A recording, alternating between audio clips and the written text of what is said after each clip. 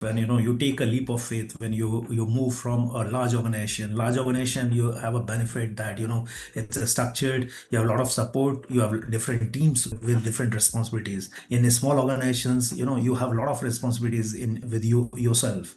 What works is your flexibility and your mindset which works. Roadblocks or common challenges when we talk about businesses today, and what has been your approach? I think, see, the biggest roadblock would be, one thing, you cannot fit, best of things everywhere.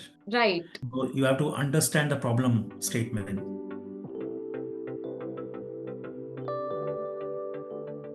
Hi, you're watching the mainstream. I am Simran Shivalkar, your host for today, and we are back with yet another live episode from our weekly live series. And today I'm delighted to have Mr. Arvind Prithvinath Singh, a seasoned tech leader well known in the industry. Firstly, Mr. Singh, thank you so much for joining us in today's live session and being a part of this series. Hi, Simran, thanks a lot. It's my pleasure to be part of it. Absolutely. That being said, I will quickly take this opportunity to share a few things about Mr. Singh. He is a seasoned technology leader with more than 24 years of experience driving digital transformation, product innovation, and IT strategy across diverse industries. As the Chief Technology and Product Officer, as well as an EVP for IT at Puravankara Limited, he leads enterprise tech, platforms, and cybersecurity with a focus on scalability, security, as well as customer experience. A multi award winning innovator and a published tech author, Mr. Singh is also known for building high performing teams and delivering globally recognized digital solutions. In today's episode, we will certainly try to understand his journey, his perspective on the evolving cybersecurity landscape, as well as the emerging technology. So, without any further ado, let's begin. Firstly, Mr. Singh, welcome to Thursday Live series and thank you so much for agreeing to do this with us. I have already mentioned you have over more than 2 decades of experience and your journey has been rather transformative.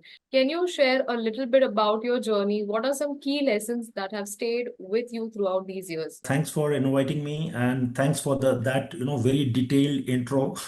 So I don't know from where you got all those information about. So thank you. So it has been 2.5 decades in the industry. So no, if you see my journey, I started my career as C++ hardcore programmer. And then the key thing about me is I went with the flow. Go with the flow. There is a saying that go with the flow. So I took everything which came on my path, with a positive mindset.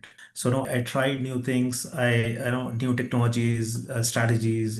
Got into a leadership role very early and took that with very positive optimism and belief. So if you see profile, I've been across industries. So mostly I'm in industries for 4 5 years. Then I switch industry.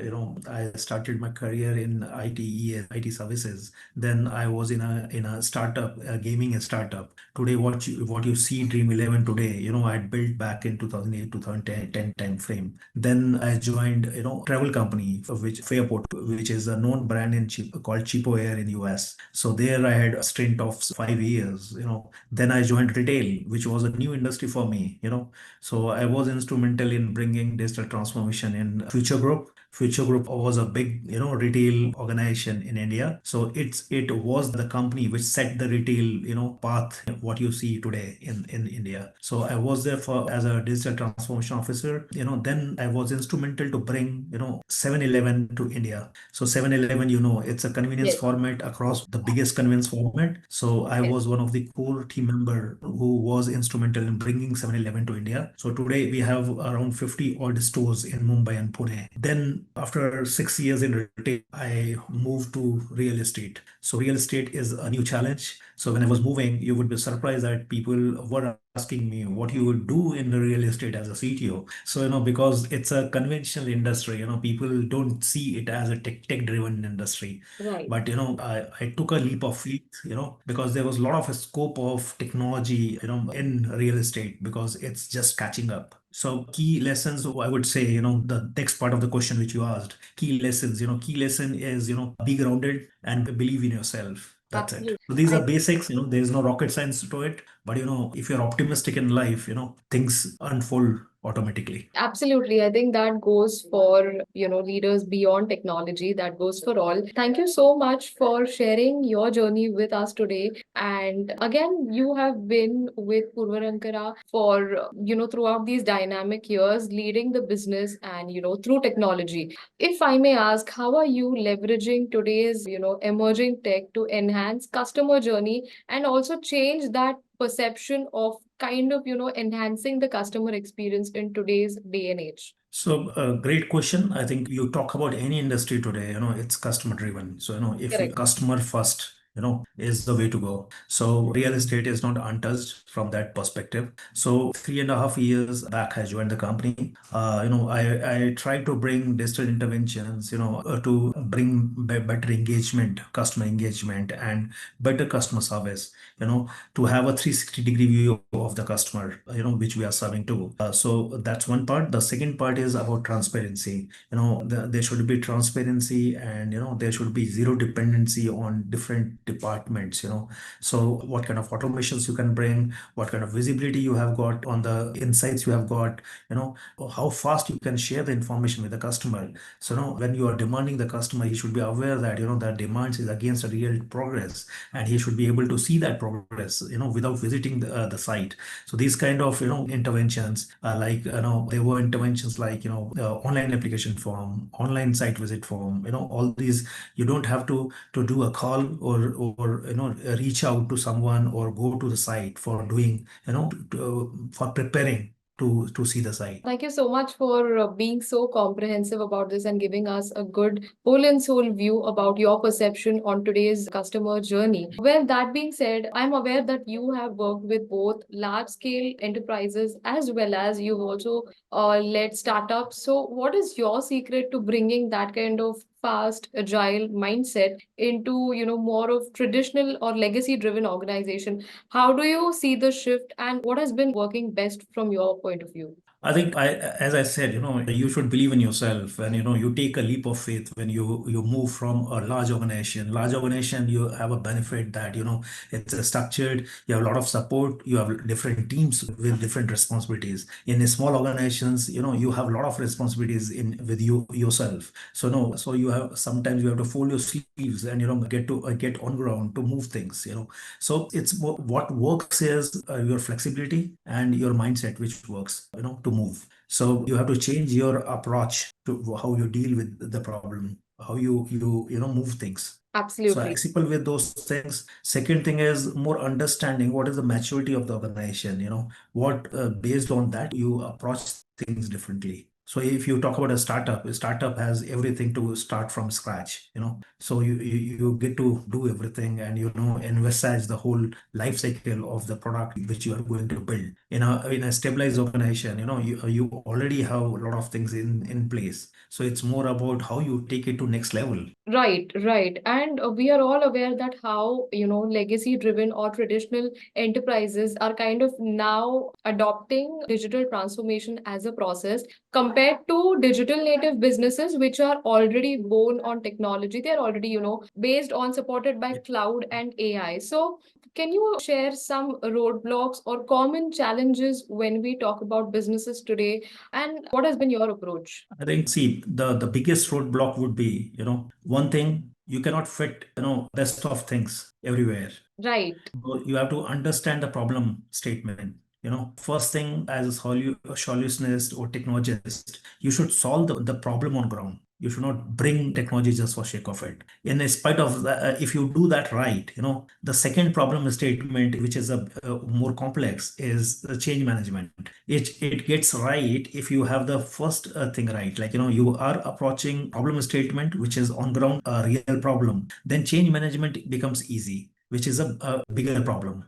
So what I'm saying is, you try to solve things which are the problem statement, which can make the business easy, which can bring efficiency in operations, which can maybe bring better customer engagement or service. So, you have to target some areas to solve, and then you have to onboard the partners. Partners means, your counterparts, your business teams. So, when you have partners in crime, the crime becomes easy. Absolutely. I think that sums it up all. But again, I think today the role of CIOs, CTOs, or even CISOs, the C-suite leaders basically, it has evolved. They are all wearing multiple hats today and they are, kind of collaborating with multiple teams on floor and otherwise. From your lens, Mr. Singh, for a leader who has been in this space for a long time, who has seen the shift of technology and the roles, any best practices or any word of advice for the emerging leaders, for the next generation of CISOs, CIOs, CTOs, to drive change or to drive business value through tech?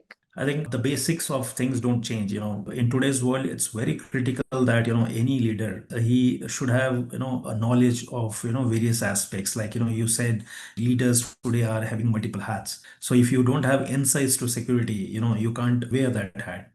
So you should have insight to various aspects of technology. It's just Right. not IT infra. It's about platform, it's about technology innovations, it's about modern technology, it's about security, it's about data. So you should have, insights to all these areas. You could be master of one, but you have to be jack of all.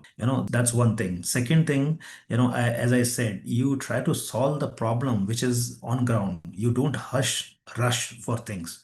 See, identify the problem and try to solve it. Third thing is, start with a low hanging fruit. Start, do some pilot, show some results, then jump into a long term, engagement. Absolutely. I think that goes for all the leaders and to have that kind of mindset to be open to learning. But thank you so much, Mr. Singh, for kind of, having your insights on this episode and giving us some best practices as well.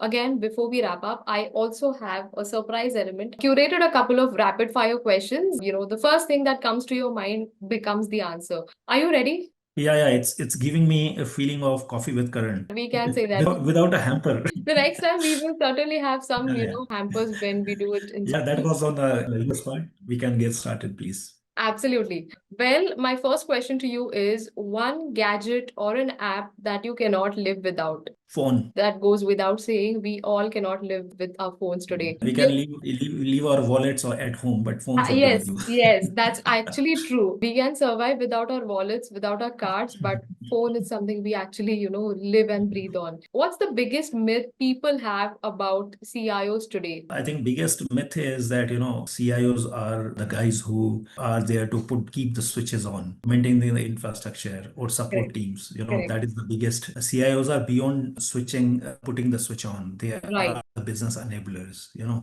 So that myth is slowly going out. Like, CIOs are now business partners. Absolutely, absolutely. Next, in a digital transformation, what comes first? Is it people, is it process, or is it the platform? I would say all three are important, but I prefer the, being a human, I always say take sides of people.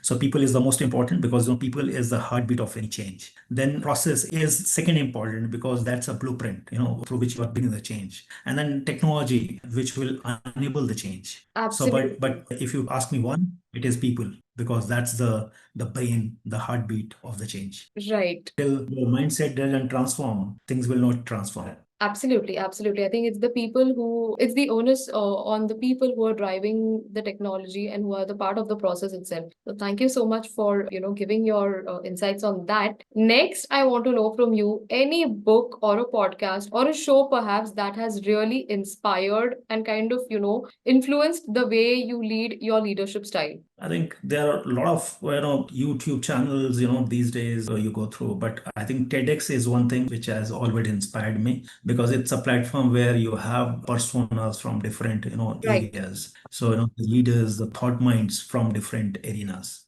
Absolutely. One thing I would like to share here is when I am feeling a little less, inspired or a little demotivated, TEDx talks is it's my go-to, to get Yeah. some inspiration to get that push. But I think wonderful. Lastly, if you were not in tech, what would be your choice of career space? Which domain would you be leading?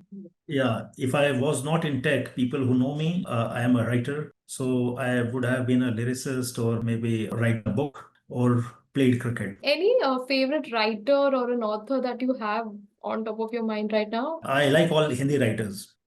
Great, great. Fantastic. So I And read English writers, but I like, the Make in India, great, I think. And any cricketer for that matter that you love. I actually like a lot of cricketers. I would talk about one aspect about me, like, I like some personalities, like Dhoni, like Abul Kalam, like Modi, because they have come from ground, Correct. and they have set aspirations of a common man. As a common man, you can reach to sky, That is why I get inspired with such, people.